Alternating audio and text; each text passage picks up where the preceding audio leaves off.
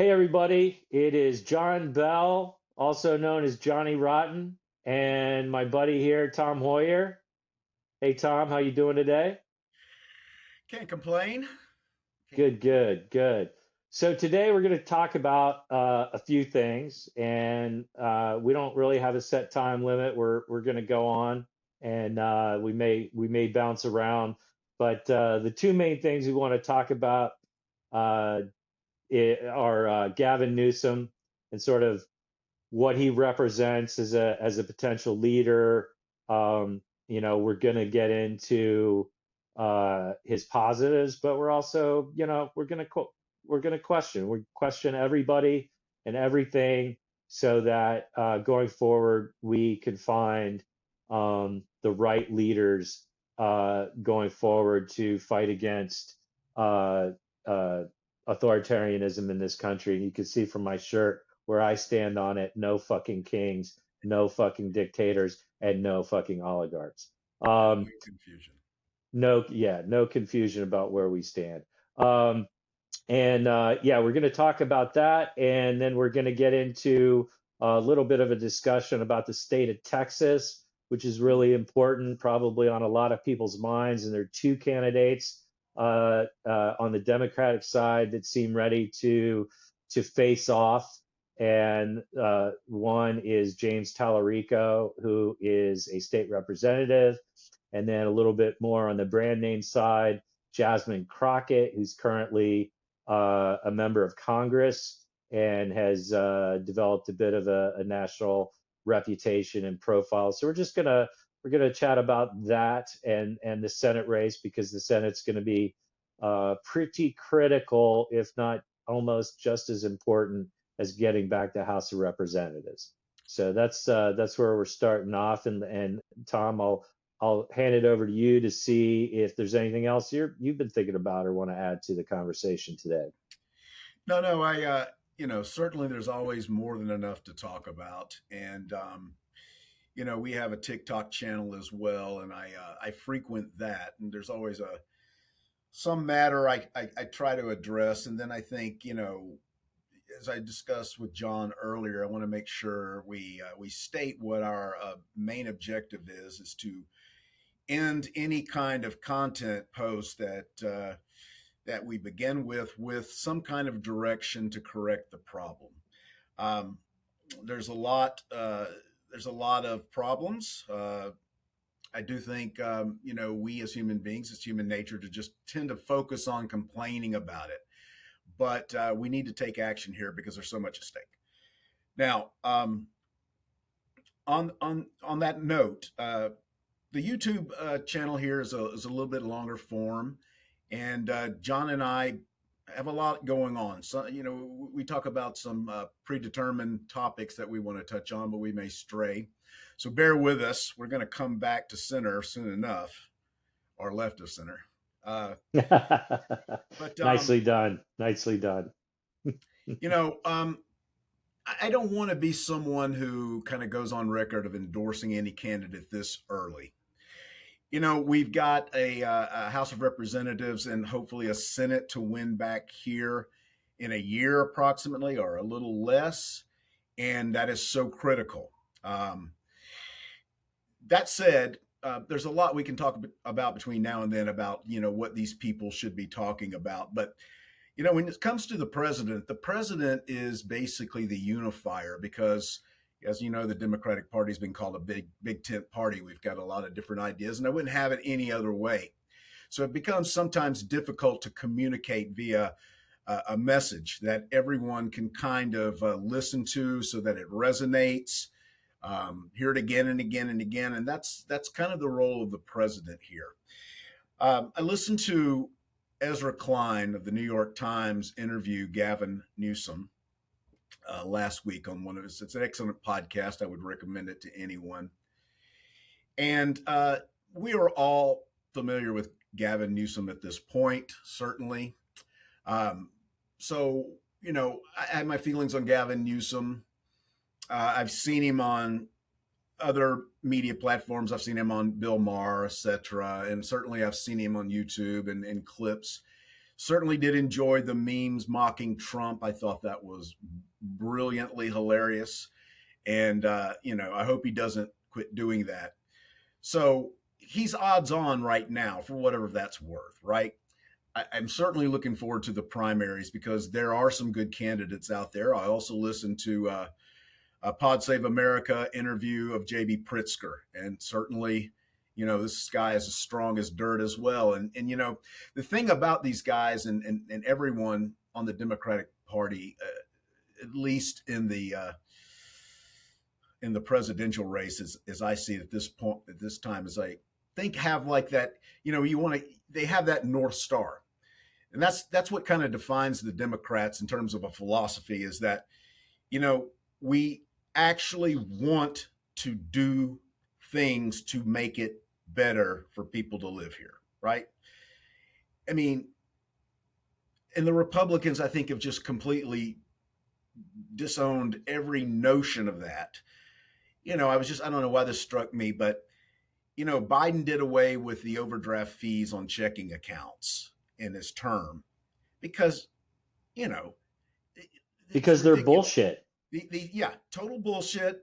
$35, I know, of Bank of America for an overdraft on your checking account.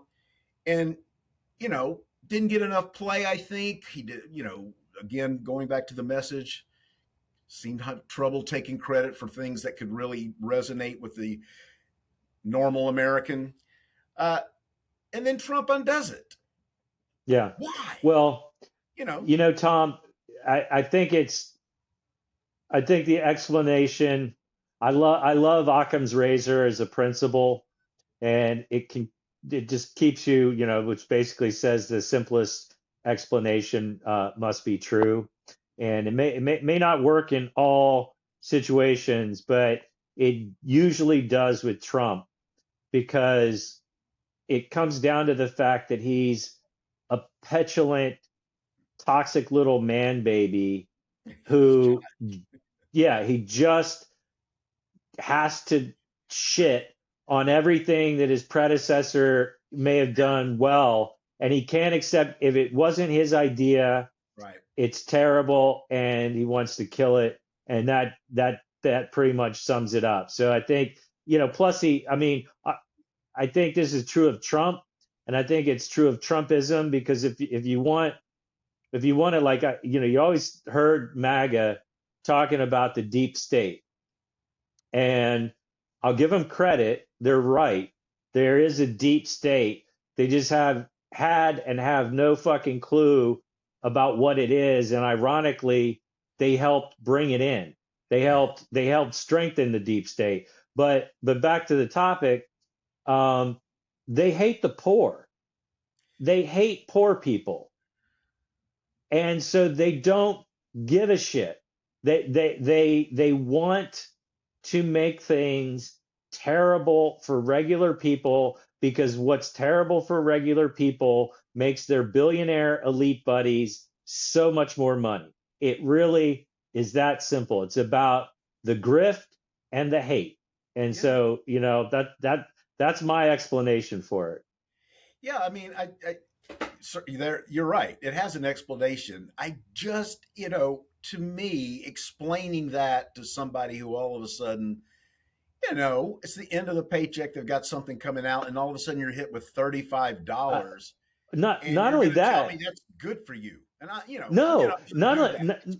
not only that, but I mean, I've experienced this before, and it's like not only do you get hit with $35, they might hit you 7 times. Correct. And if you're Yeah. living paycheck to Yeah. paycheck, all of Yeah. a sudden you're 300-400 bucks in the hole before you turn around, Yeah. because you made a mistake, or it took you longer to get a paycheck, or whatever your circumstances might be, and all of a sudden they have just nailed your ass to the wall, and you're in yet another Exactly. hole. Yeah, yeah. No, I mean that's a great It happens example. all over again. They're just, All right, so yeah. let's take this, and let's get back to Gavin Newsom, and let's Yeah. apply no, but because let's apply this lens, because I think, like, I agree with you, Tom. like you look at, and I've followed Gavin. I don't watch Bill Maher anymore because I think that he's turned into a petulant, whining, uh, fuck baby, about a whole lot of topics, and he, always whining about wokeness, and sometimes I can't even figure out if he's even a liberal anymore. Um, but he used to be pretty good, and I think I was paying attention to Gavin even back when he was mayor of San Francisco. He's always been bright. He's always been articulate and I think that he's interested in learning about things. He's willing to talk to just about anybody to try to get their point of view, and that's all a positive. Um, and I'm going to be positive about him here for a second, and then I'm going to go negative. And then I'll give you a chance to get in on the action. But um, uh, there's no question that Gavin is a very talented politician. He has gone through ups and downs. He had a recall effort led against him that he fought back as governor.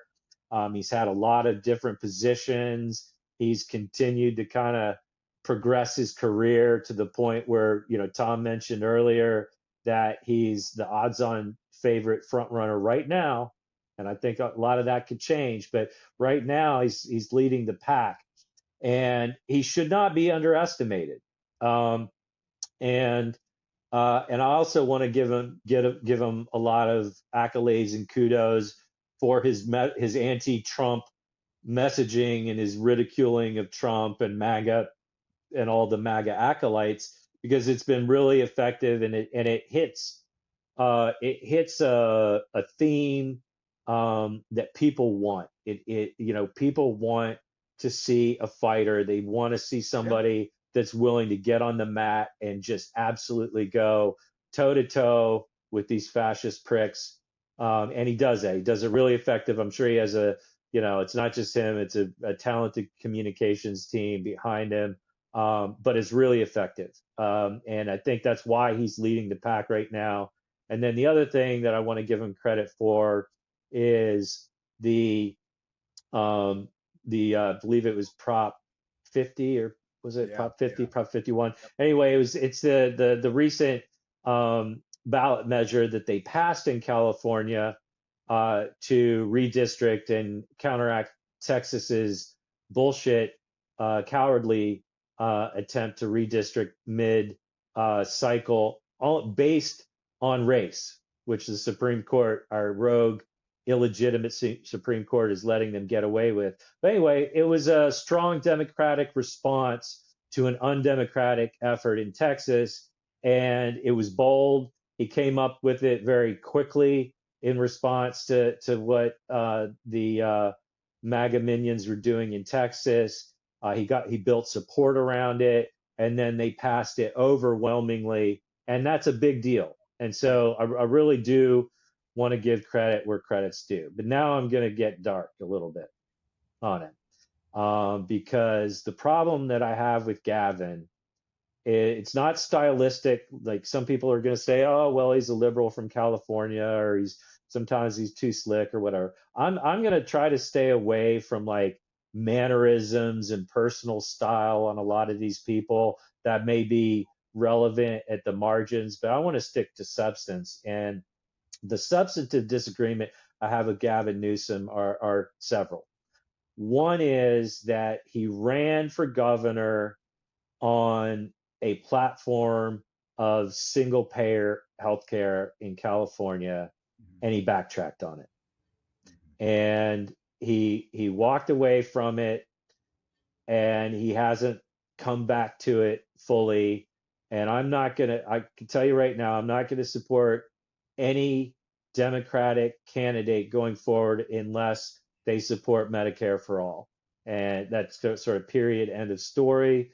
And I think that's a problem with Gavin, is that he's willing to sort of politically triangulate and shift as the need arises, and I don't think that we have to accept that. That's one thing.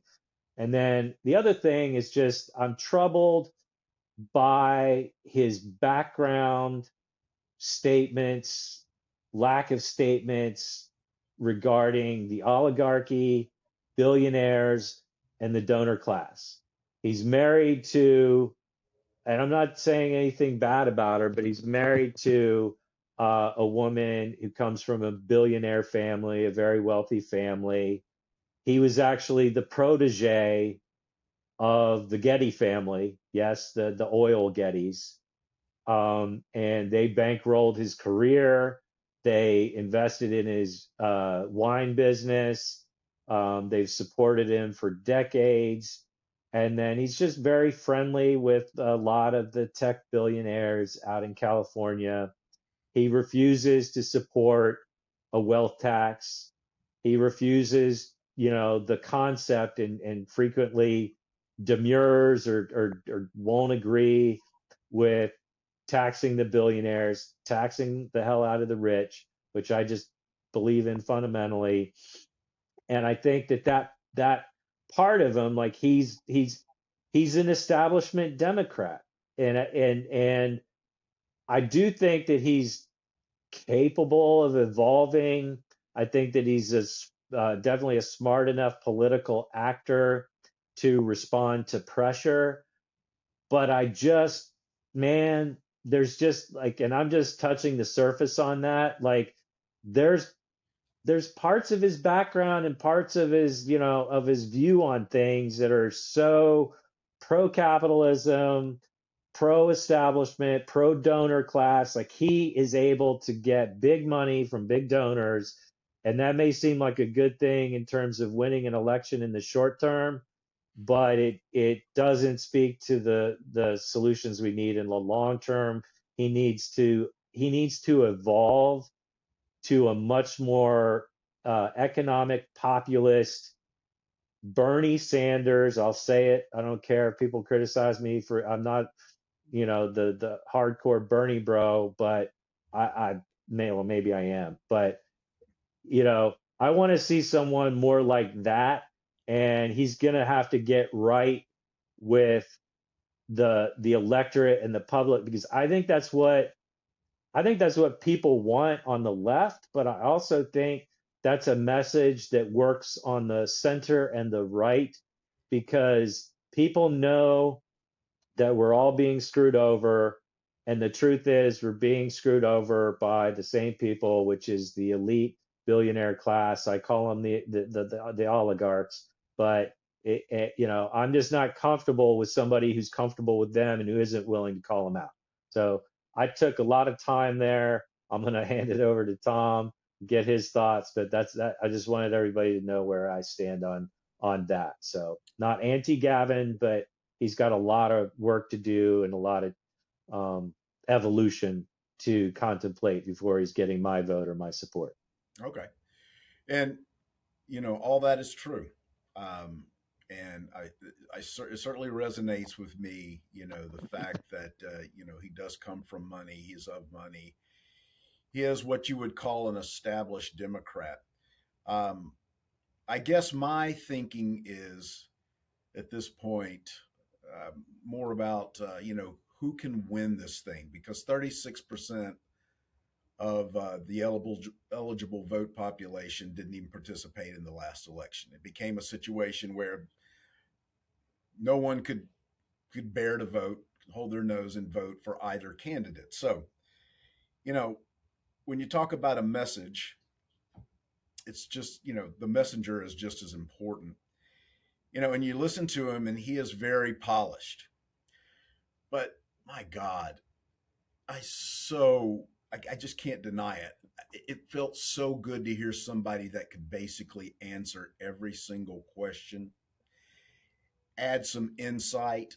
He did have, he had, Ezra Klein hit him with all the, the things that he's done, came back with responses. He's thinking. He can deliver a message. And Yeah. again, I'm just talking up to the primary now. I'm looking very much forward to that. Some of the things that you look at for a candidate for the president, governors tend to be very good presidents from the standpoint that they've run a small nation in a state, so they've been able to deal with both sides. This is Yeah. versus someone in Yeah, Congress. yeah, there's no doubt they have the executive experience and Exactly. credentials, and it's a lot less of a learning curve than people coming from certainly um, fraudsters who bankrupted all of their businesses, Correct. like And Donald Trump. I mean, don't he shouldn't even be Right. president. He should have never been No. president. But and he's not only the governor, a governor, he was the governor of the largest state. So Oh yeah. Not I just the mean, largest state, literally the fourth largest economy in the world, correct. including all countries. So I mean, it's not. Yeah, there's like I said, he's a formidable guy. There's no. I will never say that he's some kind of lightweight, pretender. That's yeah, Um, the thing he's also done, and this is relatively recently, he started the podcast. He does the meet. He's willing to test out, new ideas. He's a risk taker. He's not scared to see. So I think he does want to be president very much. You kind of yes, want no, that.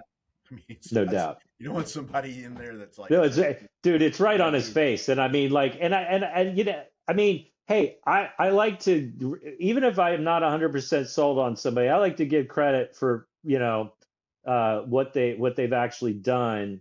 And, probably, him and JB Pritzker in particular, but definitely, Gavin has stood up in a time when there really wasn't or haven't been any Democratic leaders really going toe to toe. I mean, certainly not our freaking congressional leaders who are correct. pathetic, So, but so that yeah, that is just, that's another point, is that he is such a contrast to what we had in the last Democratic president, and then of course our leadership in the yeah, Senate and the House.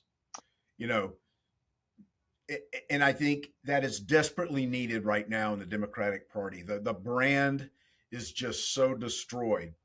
oh yeah, The thing that, and we're going to go over every nominee, obviously everybody running, we're going to break it down at one point. But you know, this guy's got energy. He looks like he comes out of Hollywood central casting for a president role in a movie, right? That matters. Sorry, not fair. It does matter. He is smart. He's yep, very articulate, um, and not just so polished. When I did, bring it back to Bill Maher. When I saw him on Bill Maher, I was like, he's just saying the same shit every politician coach speak that we can't stand, right? But he did a much better job on that podcast. Um, so he's willing to try new things, and as long as he demonstrates he seems to have an open ear, and as long as he's the and I'm going to dig more into his performance as the governor as long as he's in that seat. yeah. And he's got really progressive policies. He talked about doing things. He's a very progressive guy, which is On what I'm all on for. some things, like and that's the thing is like he's been very progressive on social issues. Yes, I don't and don't I mean that's hugely important. Like I'm never gonna be down with somebody who you don't get to be an economic populist and then hem and haw about LGBTQ plus people or try to dodge tough racial discussions and issues. I mean, like I know we're never going to have the perfect candidate, but I mean, like he's been strong on all of those things. So I don't have an issue, but I do think that there he has work to do, and I agree with everything you said. Like he has demonstrated an eagerness to always continue learning, being willing to engage with people from the left, the right, and consider new ideas. So I think there's hope for Gavin, but I think that he is going to, in order to win the Democratic primary and then to be a transformative president, he's going to have to turn into an economic populist. And I don't think he's there yet. So I think that, but hey, Joe Biden governed as one of the more economically populist presidents. If you look at his actual policies, and you brought up one of them, he also attempted to cancel as much student debt as he possibly could, and they fought against him. But like, you know, some of that I think was just based on the values that Joe Biden had, but I think also too it was because he was in a primary with Bernie Sanders and others who pushed him to the left, and or not to the left, but you know what I mean. Like, it made him uh, think about what policies are going to benefit the most people in this country, and so I don't. Yeah, I think that he's highly capable. But I think we also have to maintain an open eye and an open mind about like what are his faults, and where, because I one thing about Gavin, which is probably a good thing, is I think he responds to that stuff. I think that he takes it into consideration, and some of it may be political calculation, but that's okay as long as he doesn't. I don't want anyone to think that they can get our vote and then come in and go back to business as usual. I do think Gavin recognizes that the overall system is broken, and that I think he recognizes the need for transformative change. And Yes. maybe throughout this whole process he'll figure out exactly what that looks like. But I think we need to help him. Um, Another pro, he obviously knows how to use media, new media, legacy media, both. Yep. He knows what to do and he can shape it. Yep. Very important. and he Again, and he reacts pretty much in real time, which I think is so important. There's like exactly. something comes out, whatever ugly thing that Trump says or does, or terrible things that the fascist regime that we have in place now does. He's like on it within Yeah. minutes or hours, not days, and I think that's key too. Yeah. Yeah. So more pros to come, I guess, as they come up. I'm going to do this for everybody. Like I said, this is not an endorsement of Gavin Newsom. Should he become the nominee, he's going to get my vote. I can Yeah. assure you, I will vote. It will not be Republican. I can promise you that. It will not be third party. So, No, no, no. I mean, the reality is I can't conceive of anyone running, some type of rogue independent campaign that's to the left that would, there's no credible people that run outside at this point. I'm not saying it could never ever happen, but yeah, I don't see that happening. There is no Republican Party anymore. It's a fascist cult movement that has been entirely consumed by MAGA, Trumpism, whatever you want to call it, but it is just a conglomeration of hateful fringe groups and grifters and billionaire elites looking to steal all of our money and to put us under their thumbs. And there's just no there's no legitimacy whatsoever on that side. And anyone that, yeah, I don't care if you're a MAGA or a non-MAGA Republican voter, you can pretend all you want. You're voting alongside, you're complicit in a program that is destroying America. Whether it's ICE uh, smashing people's car windows and dragging them out of their vehicles, busting in their doors with no warrant, no probable cause, with masks and no accountability, whether it's a lawless attempt to get us into a ridiculous war with Venezuela, uh, the hatred for doing black and brown doing people, business, the, yeah, yeah, just, doing business it's, with yeah. in the under the pretense of a peace agreement with Russia, sending Nvidia chips to China. I mean, just the list goes on and on and It's on. It's like a CVS insane, receipt. Tom. It's so I see. Look, I pull my hair out when I think about this because I mean, what the ever living fuck, man. I mean, it is it is just bizarre to see every like there's nothing they're not willing to do. Like one thing that's been really bothering me because like I think if things stay on the current trend line, I think that the midterms could potentially turn out to be a complete rout. Like it could be a massive blue tsunami, and that's kind of where things stand today. But also, I want people to know not to be complacent and not like we have so much more work and things that we have to Pushing. accomplish than just winning the midterms. But back to the evil fuckery that's happening. I mean, you've got like you named it. You know the AI chips that are being sold to are probably our most dangerous geopolitical rival in China is mind-boggling. And it's just about the money and the grift. You've got all the shit that goes on with Russia and the fact that, Trump and many of his appointees are Russian stooges, assets, have financial interests in Russia. Just there's a history will uncover the massive Right. connection between Trump and Russia and all of that. But then Yeah. you add on top of it, the effort to get us into a war with Venezuela is about two things.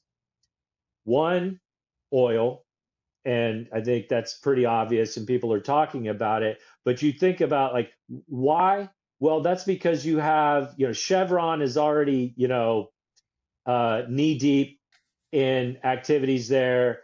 Exxon and the rest of the evil oil conglomerates want in. It's all about an oil grab, but it's also about a legal pretext for turning the American military on American citizens Right. and State of taking over emergency American. war. Yeah, exactly. It's about abusing the War Powers Act and other emergency powers that the president can invoke and trying to, essentially complete a coup in this country. So people need to be aware of that. And they need to understand that at the heart of MAGA, it's just a long con. And it is about fleecing everybody and taking permanent power, translating that money into permanent political dominance and keeping the rest of us as indentured servants in their system so that they can, do, I don't know what they need with all that money, but yeah, that's what it's all about. And so like I want to like back to Gavin, Yeah. like, hey The buddy, cons. yeah, hey buddy, like you need to start speaking the language because you need to understand that it's not just me, it's not just Tom. I think that you have a huge cross section of the American electorate and the American people that get this now. They understand the screw job and it's just going to get worse every day, but you're not going to get them to get out of their house and vote for you unless you start speaking the language and start taking on these interests directly and calling them out. So I'm going to help you, Gavin. If you watch this podcast, and I hope you do, the word that you need to say is oligarch. Oligarch. Try it with me, Gavin, because that's who is doing the fuck job on us. Okay, buddy? So, like, get it out of your mouth. Once you say it a few times, it's going to be a lot easier the next time. And just forget about all your billionaire buddies in Silicon Valley and the Gold Coast, and and get with the program. And then yes, you'll get my vote in the general, but you got a lot of work to do to get my vote in the primary, because there's going to be other people that are Yeah. on message on that. But anyway, I'm going to stop To the, preaching. to your point, because he's got a gauntlet there in the primaries. You know, he's got skeletons in the closet. For example, remember the French Laundry restaurant during the virus, the pandemic. Yeah. Yep. He You know, also used to be a little fan of the nose candy at one point, I believe. I don't know well, if yeah. that's still going on or not, but yeah. Hey, I don't need a saint. And we're like, I want to be clear. Like, I'm not expecting perfection, and we're gonna have to coalesce around somebody, and that somebody is always gonna be, Yeah. leaving people wanting in some area. Yeah. I So, would just, uh, he owned it. He owned up to it. yeah. I think he's going to have to do it again. And I welcome a politician to simply say, I was wrong.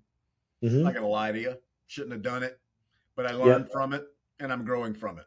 If he holds that, I think he'll be able to take that. He the issue with the persistent homelessness, despite the 20 to 30 billion dollars he spent, didn't work. He's going to have Yep. to answer to that. Um, he went through a recall attempt. How's he going to answer, a question or a challenge from a primary debater that says, you were so unpopular, your very own state, tried to recall you, try to fire you. So Yep. all of these kind of things, in terms of the general, he comes across as a California elite. At this Yeah. point, that polish and the good looks might end up hurting him.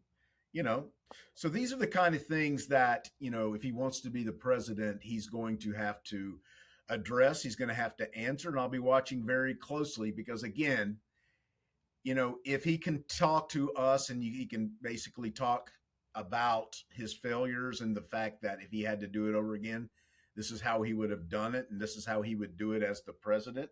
I think that's going to play well for him. I think that if I were advising Yeah. him, that would be a strategy Yeah. I I would agree, recommend. Tom. Yeah. I will say that, again, once you get into and I can't even imagine personally, like the incredibly hot, uncomfortable crucible that is a full presidential election, like from, announcing your candidacy, fighting through the primary. There's so much that comes out, all the Oppo research that's done. And it's done now. Like, I mean, you got tons of money that'll, dig into a congressional candidate, a candidate for U.S. Senate, and then it's just times 100 for the presidential.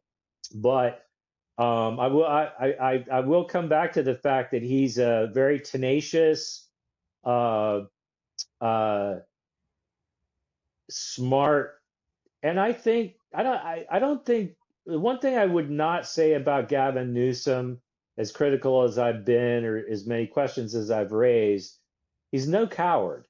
So Yeah. he's going to have to answer all of that stuff. I have no doubt that he will have an answer, Yeah. and then it'll be up to the voters to decide. I think uh, one thing that just keeps percolating through my head is like, what's the field going to look like? And I think you've got um, I definitely, and we don't have time to get in deep to all of them, and I haven't really done all of the research I'd like to do before I start spouting opinions. But um, I, I'm very interested to see JB Pritzker, kind of how he develops.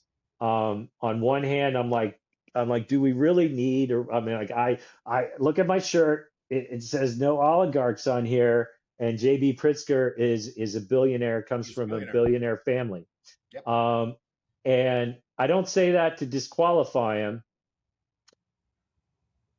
but he's gonna have to answer to that too, and like, that's a question. But I do think that he's demonstrated leadership in Illinois. I do like the idea. It doesn't have to be a governor, but definitely to your earlier point, Tom, governors have been through that stress test of being an executive of a significant entity, particular when you look at Illinois or California. Um, that's significant. There's others. I mean, I think Josh Shapiro Mhm. in Pennsylvania certainly has presidential ambitions. Um, I I don't know. I struggle with him a little bit sometimes. I don't know. There's just something there I got to figure out. But like, Well, let's table that for another podcast, which is currently coming to you weekly. Like and subscribe. I think the term is smash that button. Don't do that. You might damage your computer. Just simply, yeah. But you we know, do have more to click on it. talk about. We do have more to talk about. Yeah. I'll move. Well, let's move on from the presidential, Yeah. and let's talk a little bit about the Senate race in Texas. Yeah. Um, and I mentioned earlier we've got really kind of there were three. So there was James Talarico, who is I think it's safe to say appears to be a rising star in the Democratic Party.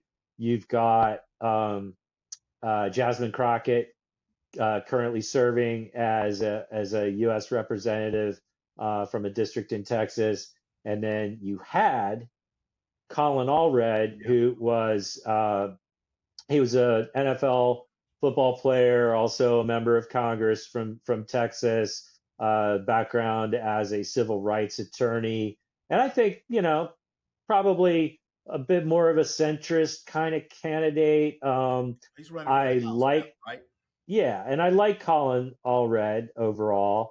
But I guess he saw Jasmine getting in and saw the competition from Talarico, and he decided to bail. So he has said no gracias, and is going to run for another House district, and maybe one of the newly gerrymandered ones. I'm not sure, but and that's cool because like I think that if you don't see a path, that's probably a good thing, and we need every member of Congress. Yeah. So now it seems like it's going to, unless somebody else jumps in, it's going to be between those two.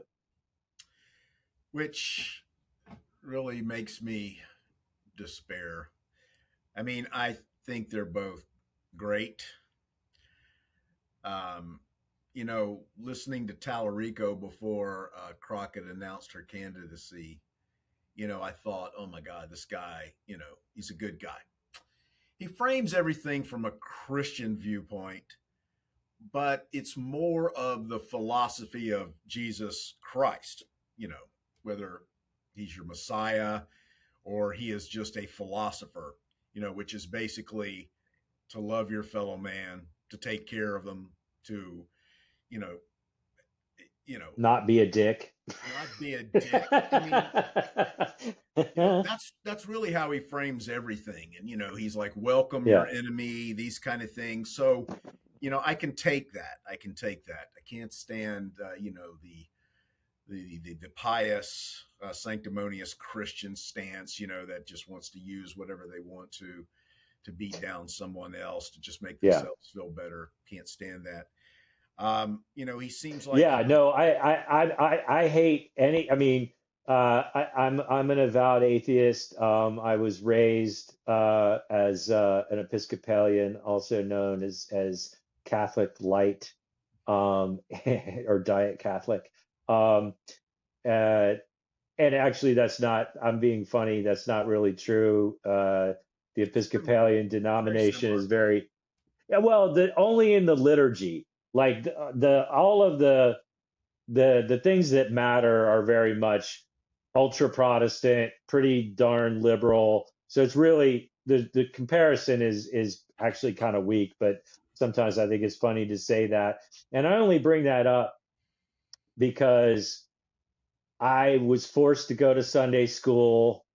I was forced to go to church, and I remember enough to know like what the teachings of Jesus and the New Testament and how much, particularly on, or almost entirely, but especially on the right, how that's been weaponized. And like, there's no correlation or resemblance between the teachings of the New Testament No, and what Jesus was about and what the right is doing. It's, in fact, it's the opposite. correct.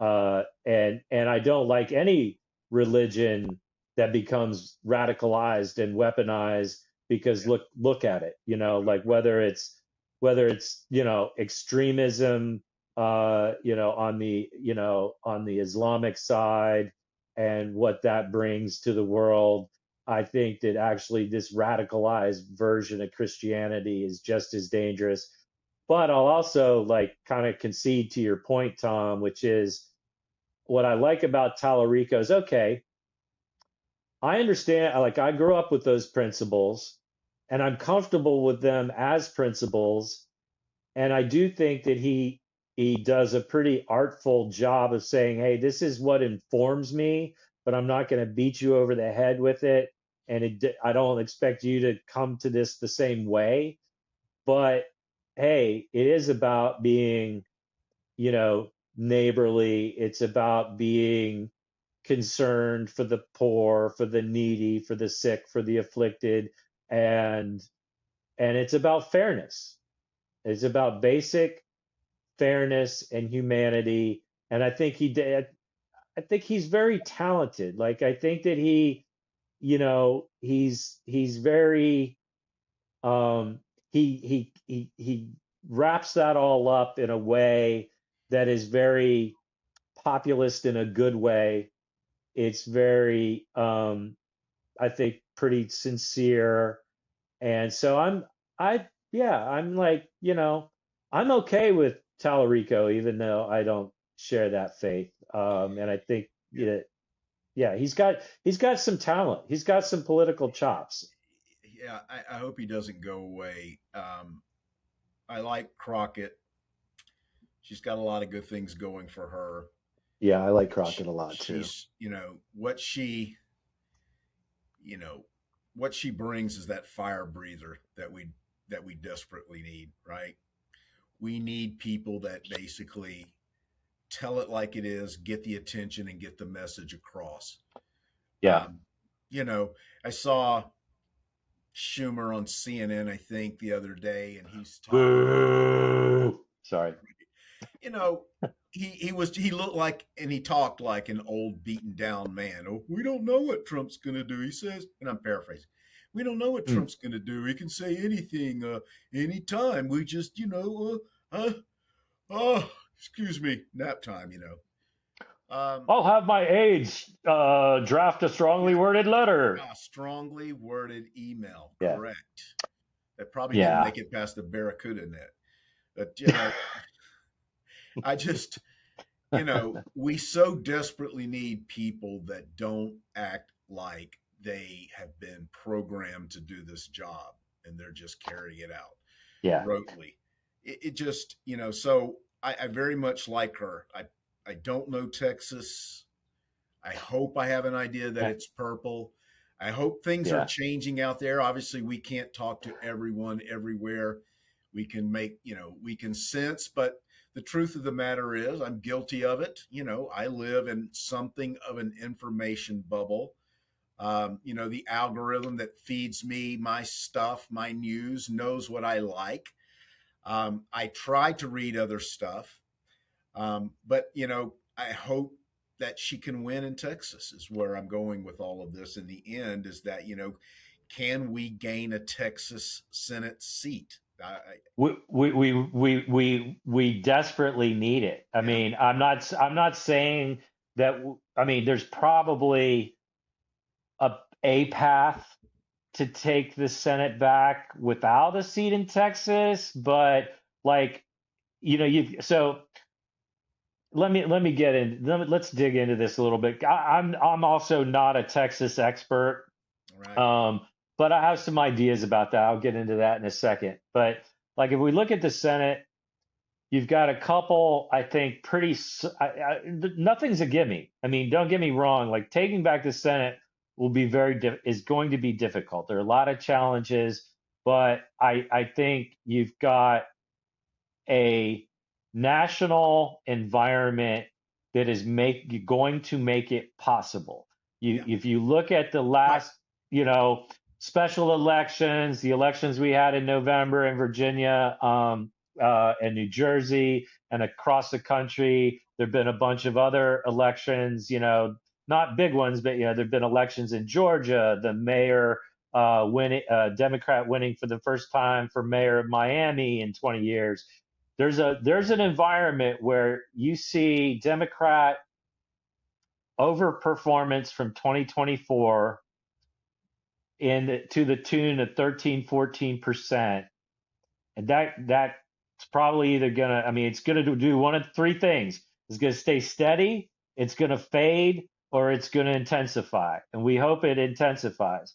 Mhm. But in that Yeah. broader environment, you've got a Senate race here. I'm in North Carolina visiting my mom, and Roy Cooper, who was a two-time governor here in North Carolina, is running for the open Senate seat. He's a very popular politician. He's just strong. He knows how to run for statewide office in North Carolina. I think he has a very good chance, especially in that national environment that I brought up. Then you've got Susan Collins in Maine. She's such a fucking failure and such a two-faced politician that pretends to be moderate, but she's always there, voting Right. when it matters for the extremists. I think she's very vulnerable. It kind of somewhat depends on who comes out of that Democratic primary, but I think that's a very doable pickup. I think Maine has had it with Susan Collins. There's two kind of those are the two strongest cases to make for pickups. So it's going to have to come from somewhere. Like, there's two other needs there, and whether it's Texas, Alaska, Iowa's a possibility because of Joni Ernst retiring, and just sort of the national. There's a populist backlash that's forming. That's and that's a longer conversation, but like, so it's we're gonna have to win in a few places that are unexpected, or at least you wouldn't think are solid Democratic pickups. And so back to Texas. Here's the thing. Texas probably has the demographic makeup to be purple and even at some point turn blue. And I would say maybe it's in the sort of formation phases like Georgia was for a while before anybody really actually won statewide there. But then it's got to actually materialize. And like, we've been close. Beto O'Rourke almost killed himself. I mean, he just, amazing effort, visited every Fantastic. frickin' town and city and county that he possibly could. He barnstormed Texas to the point where he ended up in the hospital, and he came within 2.5 points. But that was several years ago. So I think there's a possibility, especially with the national environment. It's going to take a strong candidate. I can't tell you. I think we have two really good, interesting candidates that, hey, let them duke it out in the primary. I'd rather have two really good candidates and have whoever wins that be the candidate and see if they can win statewide in Texas. I don't know if either one of them can. I like both of them, kind of for slightly different reasons. I agree. Like Jasmine Crockett knows social media. She's been building her brand. She she's definitely got fight to her, no question about that. And so, I think it's going to be an interesting election, and you know, I would encourage everybody to look into both of them and maybe send them $5 or whatever you can afford, Hmm. and definitely try to support them. I think that there are people in the Democratic Party and certainly the Republican Party that are saying negative things about Crockett now that she's in the race. I think it's pretty self-serving. Um, you know, whether it's because she's black or because she's a woman or whatever the reasons are, trying to undermine her. I think she has some chops too. We'll just see how it plays out. But I sure would like if we see a Democrat win in Texas. You think the Democrats? I mean, you think the Republicans are scared now? You think they're scared Right. about the midterms? Yeah. They're gonna shit their pants if a Democrat wins statewide office in Texas because that's obviously going to be a good sign for us going forward. That and that is prime entertainment. And John, we're coming up on an hour here, and holding true to our prime directive, if you will, Star Trek fans. Um, let's talk about a plan to basically make it so that more people can afford to live here in this Right. country, and that's going to be making something affordable. And I'm going to let you talk about it because on a previous TikTok post you talked about this among other things, but this very thing. As you know, Trump has jumped on the affordability bandwagon, which is hilarious in and of itself to watch him try to do this. I encourage It's you. a hoax. They told me to say not to talk about affordability, but I'm not going to do it. Uh, Yeah. I think inflation. Affordability is a consequence of inflation, and I think the confusion that a lot of people have about inflation when they hear about it in the media or out of the mouths of politicians or economists is that when economists and politicians and when they hear in the media about data reports, when they're talking about controlling inflation, they're just basically talking about pumping the brakes on inflation and basically trying to control it, basically to decrease the rapid increase in inflation and not bringing the pricing back down so that everything's affordable again, which is what I think common people, which is where my mind goes first. And of course, one of the biggest causes of our lack of affordability and the pressure and stress on most Americans, of course, is healthcare. And Hmm. I'm going to give you credit for it. And I've been on board with this for a while. Universal health care is one of my tent poles, if not my main tent pole. But I think the message that we should be pressuring our politicians to talk about, because I think this is the most direct, it's the easiest, it would be the most efficient path to ultimately single payer health care, is Medicare for all. And so, John, Yep. go ahead and talk a little bit Get about on that bandwagon. Yeah, not a problem. I'm on that bandwagon. I've been on it for a while. Tip of the cap, really, to Bernie Sanders, who's been sure. fighting that fight for a long, long, long, long time, and he was right about it from the beginning. And unfortunately, uh, we didn't get there, and instead passed Obamacare as we know it. Which hey, right now, do we need to pass an extension of the healthcare subsidies to help people through this time? Absolutely. Or people will die. They will People will die. die. People are giving up insurance Right. as we speak. That and I have personal experience with this. Anybody that's gone through a job change or tried to start their own business or hasn't had employer provided health care, available to them at an affordable price gets what I'm about to say. So, and this is real world shit. And we don't even have to, like, I know you and I both believe we don't have to argue about, do we think healthcare is a right? You and I think healthcare is a right. But and even if whoever's listening, you don't agree with that, and you would say, well, no, it's a commodity or what? Okay, whatever.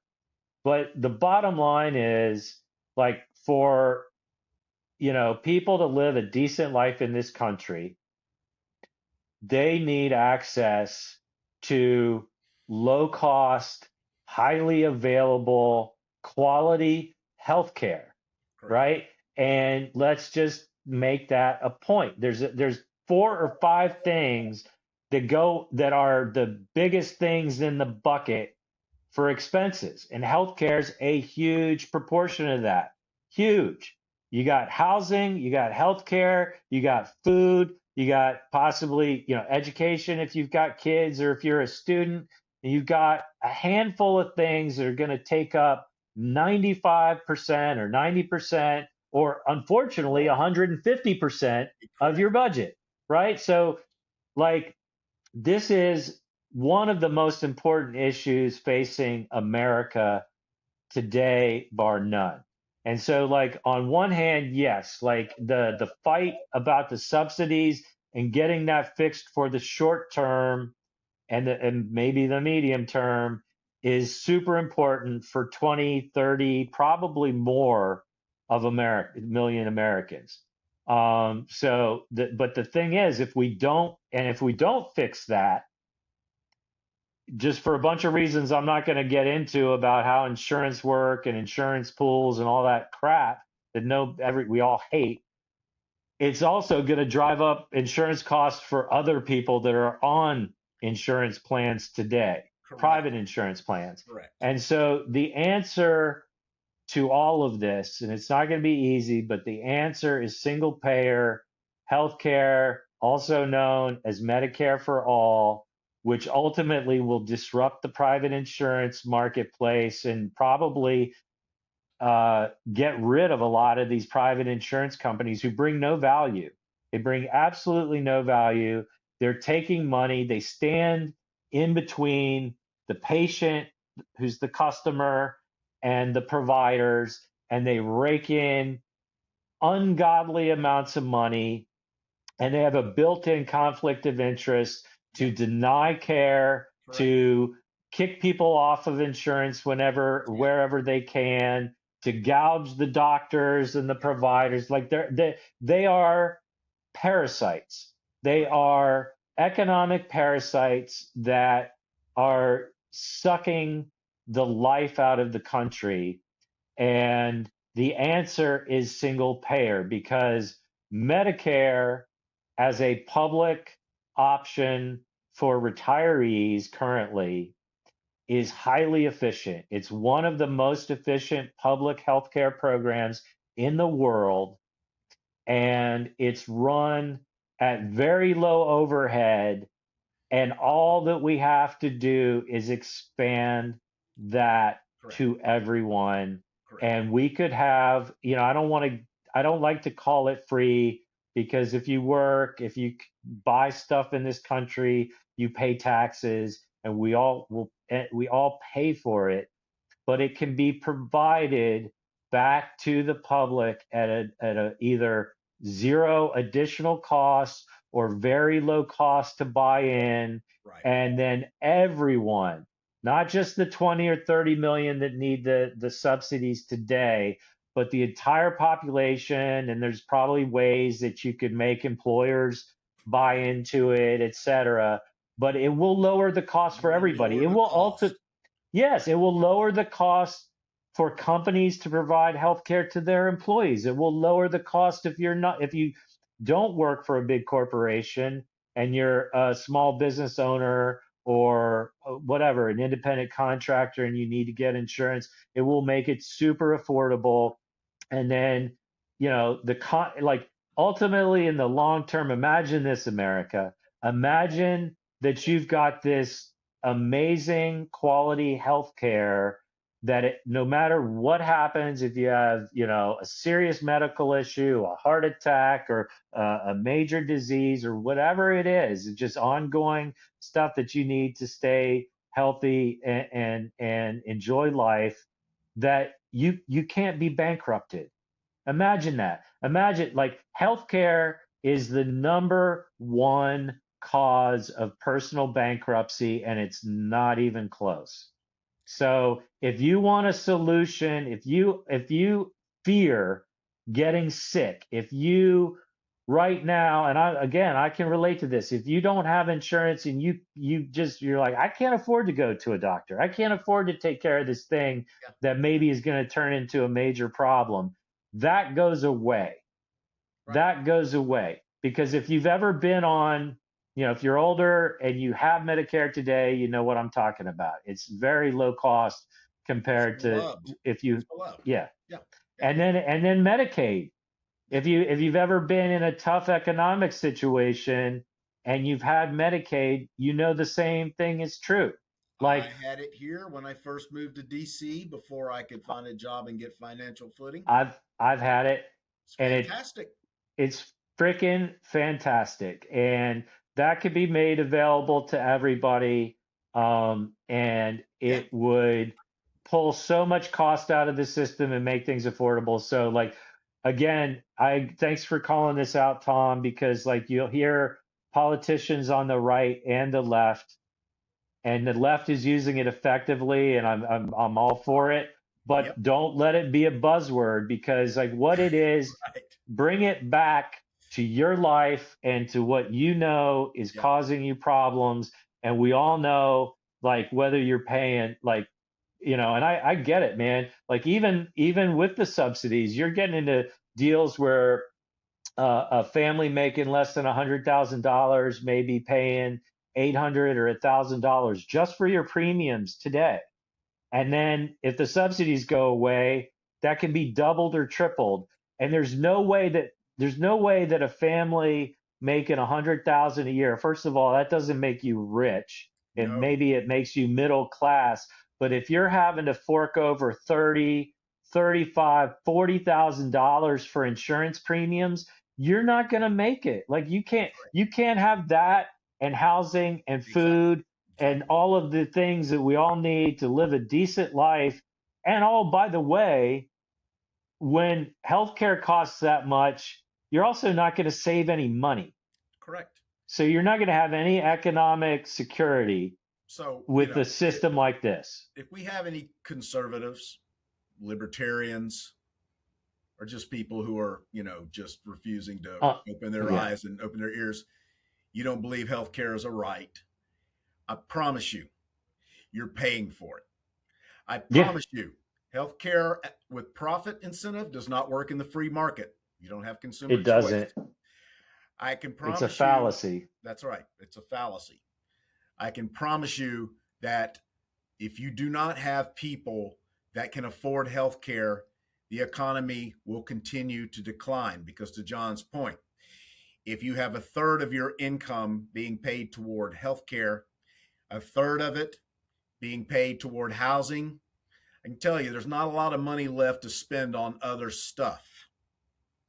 And so we, the consumers, drive the economy. The corporations do not.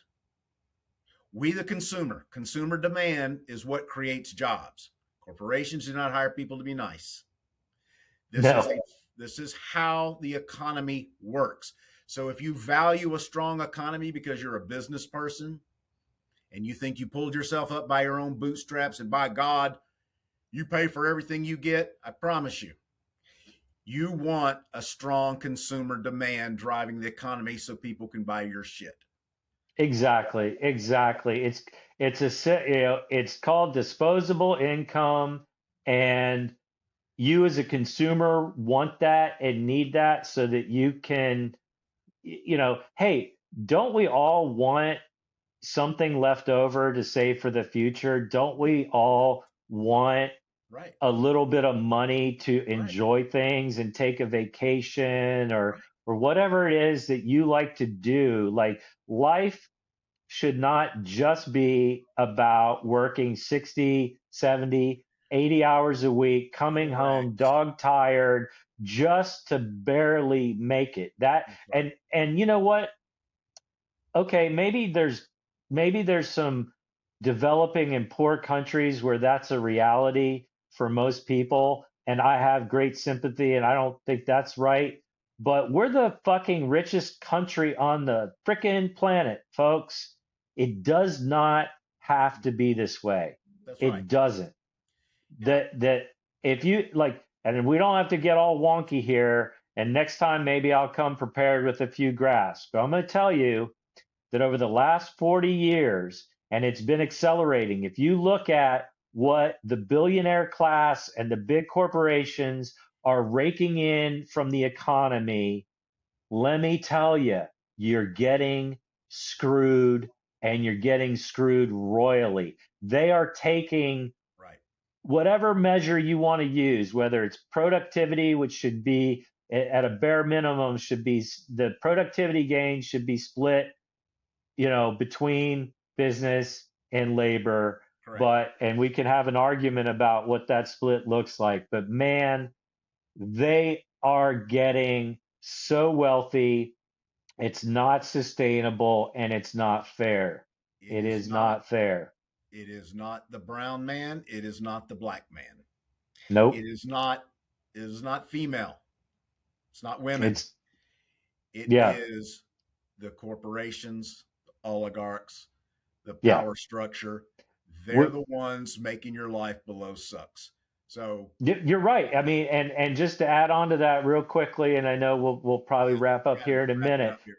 but guys and girls and everybody in between, we are in and have been in a class war for decades, and we have been losing it. And we're losing it because the people at the top are have every incentive to divide us against Correct. each other. And that's what And they're they doing. are using it. They're using the media. They're Yep. using the legacy media and buying that up. They control this big social media platforms, and they make the most money by dividing us and by baiting everybody with rage and all kinds of just utter horseshit. Meanwhile, they are picking our pockets, destroying the environment, and making the decisions that you and me and Tom don't deserve health care, and we don't deserve, a living wage, and we don't deserve this and that because they need another super mega yacht, or Right. they want to buy another corporation so they can make another billion, or or if you're Elon Musk, the most evil man on the planet, needs to make $1 trillion. Correct. Yeah. Well, Elon Musk personally, here's one factoid I'll leave you with. Elon Musk personally owns more wealth than the bottom 50% of the country. That's fucked up. That is wrong. And that is what we're talking about. That needs to change. So we'll make that more into a whole segment all on itself, and we'll talk about the economic details and the insane fuckery that's going on. But like, we're back to healthcare. That's a huge chunk of it. And oh, by the way, America, if you get forced into paying a quarter or a third of everything that you make in premiums, that's not the end of it. That's not the end of it, because you're going to Certainly have isn't. co-pays, and That's you're going to have you're not you didn't meet your right. minimum, and you've got an out-of-pocket That's maximum, right. and That's yeah, right. and they're going to ding you and Yeah. fleece you until now you're paying 50% of your disposable Yeah. income on healthcare, and you're Right. even more fucked. And then okay, then you're going to have to declare bankruptcy and start all over again and rebuild your credit for 7 years. Come on, folks, wake up. Yep. This is we gotta change this, and that's why, to bring it back to the political realm and Gavin Newsom and Talarico and every other politician out there, you need to make your informed decision, and you need to tell them in no uncertain terms that if they don't support Medicare for all, they don't get your vote. That's how to start changing things. They will respond to that. That's right. So that's it. Like I say at the end of each of my TikToks, we're going to have to do this ourselves. And we are. So Yeah. I'll, Yep. I'm gonna just like I think we need to start. Tom, Tom and I are trying to build this. We are committed to it. We're working on all kinds of new ideas and new content to put out for you. We want what you want, which is a better life for everybody here in this country. So I really appreciate if you've listened to this entire episode, then all praise to you. that's right. Thank Please you. thank you, and hit subscribe. Yep. Give us comments. We're going to be responding to your feedback. We want your ideas. We want to know if you agree, disagree, whatever it may be. Look for us. We're on TikTok. We're on YouTube. We're also On Instagram. on Instagram and other platforms. Yeah. So we're Mention your Substack, John. Yeah. we have a Substack. It's called Eat the Oligarchy. We post on there too. We'll probably end up on other platforms wherever you consume this. If you can hit like, and if you can subscribe, and if you can pay us a few bucks to keep doing this, we're gonna build this thing and help make a positive difference. It's gonna take all of Right. us together. We appreciate your time and your attention, and let's stay pissed off and use that anger and that dissatisfaction to drive us to do more and more. And we can turn this thing around, but it is going to take everybody. Thanks. All right. See you next week. Bye.